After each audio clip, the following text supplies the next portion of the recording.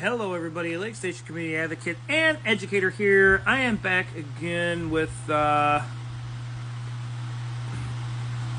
really great information. No, it's not this, but that's good information too. But I want to focus more on, well, while everything's burning down around us and everybody in a certain group says everything is fine, I want to address a couple very important areas within our community that people get redirected from and get lied to about and shouldn't be. And one, it's going to concern about council meetings and the dates, the times, and how, well, for some reason, they just ain't working on the hyperlinks. But first, go check out Lake Station Strong Towns Collective on Facebook and Lake Station Strong Local Conversations on Facebook as well. And soon to be website and YouTube, so I can be doing this stuff live streaming. Either way. All right, so I wanted to kind of touch on House Bill 1167.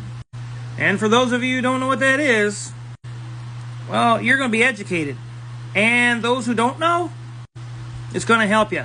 But for those who do know what House Bill 1167 is, you better tighten your bootstraps, because I know you're not going to like it.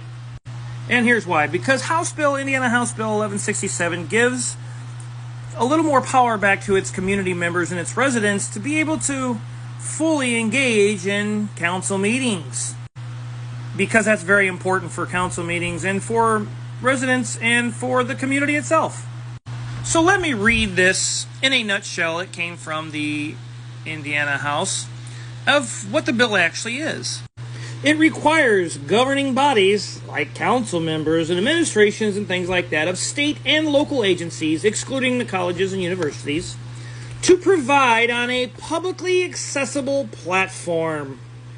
Meaning they either live stream it on their website, and it has to be working links or social media.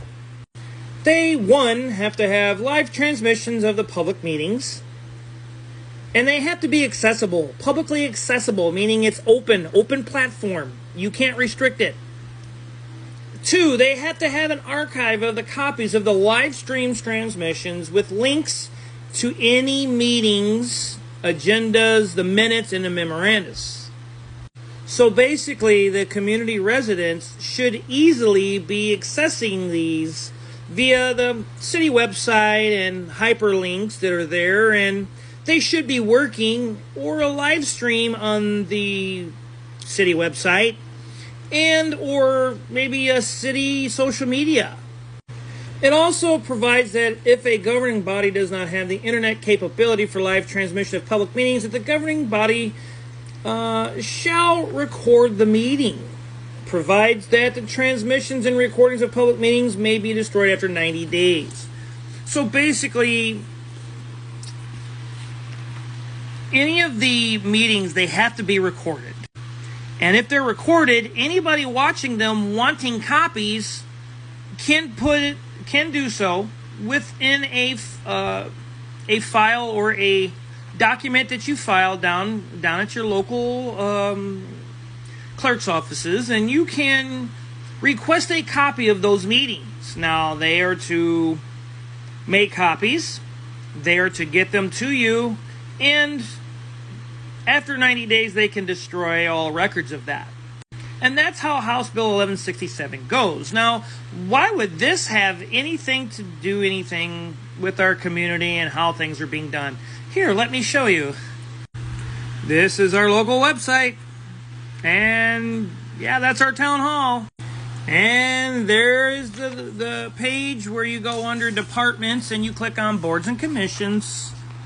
And there is a few of the entities and boards that our city has that you can click on and get meeting dates and times on the right column there, and on the left column, that is the agendas and minutes, meaning what has been said, what is going on, and you have a request. You can get a request for those things. So what's really peculiar here, though, is House Bill 1167, it is in fruition right now, you should be able to click on either one of those links and they should be working perfectly fine. But the funny thing, those hyperlinks don't work. And it's really peculiar because, wow, House Bill 1167 says they have to be working. And they're not. And here's why that's important, because when people cannot access the minutes of the agendas, meaning how things are going to be played out, what are they going to address, the minutes, meaning what's being said and things of that nature per minute, and, well, the meeting dates and times are pretty important, because meeting dates and times is when the community members, the residents, want to come and question something, they can, but they can't do that if none of this is posted on their website, and they make it to where you have to talk to a council member first. So if you're a community member here and you want to know about the council meetings and dates, well, it's about a hearsay thing. So there's a lot of hearsay about, well, it's 7 o'clock, well, it's 8 o'clock, well, it's 6 o'clock, well, it's canceled, well, it's still going.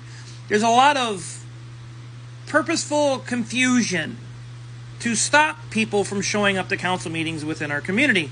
And no, this should not be happening. And no, this is not okay. And no, this should not be functioning like this.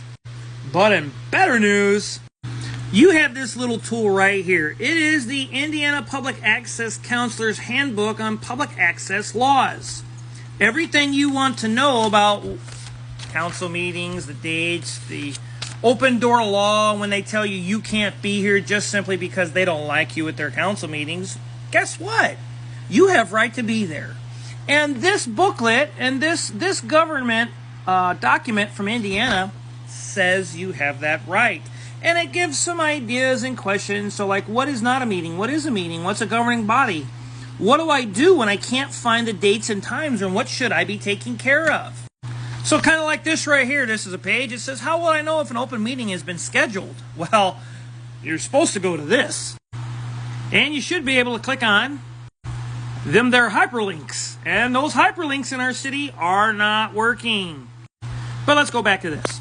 It says the open door law, which is the open door law we have here, requires public notice of date, time, and place, meaning they should be working, of any meetings, executive sessions, or of any rescheduled or convened meeting at least of 48 hours prior notice to that meeting.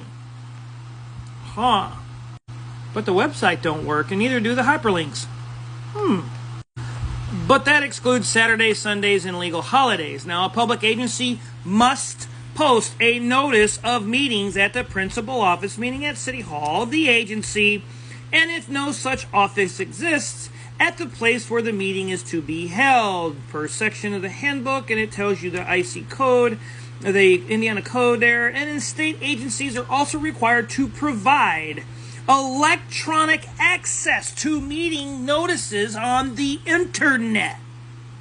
There may be other statutes governing notices of particular meetings, appendices D and E, and so on. But this document is an amazing document to be able to get this.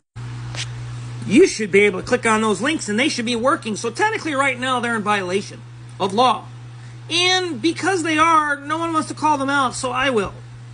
So pretty soon they should be fixing these. Otherwise I'll be making phone calls. And no, this isn't a threat, because all communities should be able to click on this, and we should be able to either, one, see the meetings from our home, social media, or we should be able to know what the dates and times are of these meetings so we can all show up at the meetings. I'm the Lake Station community advocate and educator. I hope you've learned something today, folks. Because manipulation of information, well, they can get you to do all kinds of things. And remember what I said about this: who to love, who to hate, who to be afraid of, who to trust, what to think, and what not to think. Oh yes, that's true. I'm the Lake Station Community Advocate. Go check out Lake Station Strong Towns Collective on Facebook, Lake Station Strong Local Conversations, and soon website and YouTube. Till next time.